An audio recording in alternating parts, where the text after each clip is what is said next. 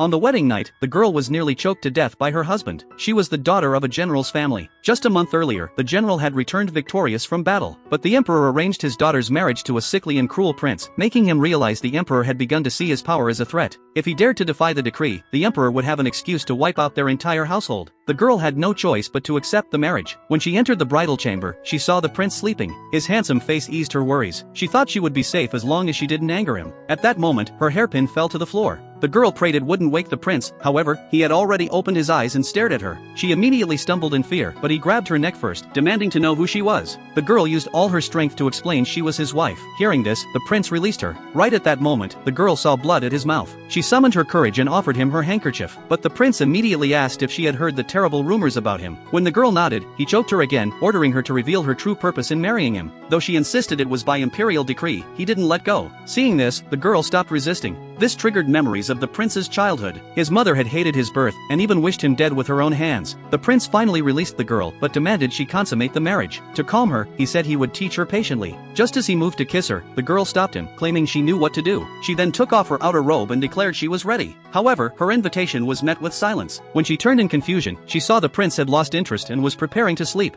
Late at night, the girl still couldn't get to sleep. While the prince slept, she moved closer to study his face. The rumors said he wouldn't live past 25, so he had been driven out of the imperial palace, and his temperament had darkened ever since. This made the girl feel sympathy for him, and she missed her family even more. Gradually, she fell asleep in his arms. Little did she know, the prince had been awake the whole time, and he gently wiped away her tears. The next morning, the girl woke relieved to be alive, then noticed the prince was being re-examined. The doctor asked why he had woken early the day before, but the prince remained silent. Worried about his care, she stepped out and said she'd accidentally woken him by lying on him. Hearing this, the prince immediately ordered her out. The girl felt wronged. Before leaving, she reported to the doctor that the prince had been coughing up blood. Later, a guard reported the girl had slipped out of the residence, and her behavior was highly suspicious. The prince followed her at once and accidentally uncovered her secret. It turned out the girl was the owner of the capital's largest rouge shop. She took in widows of fallen soldiers and taught them skills to support themselves. This changed the prince's view of her. However, the moment he saw his elder brother enter, the suspicion seized him again.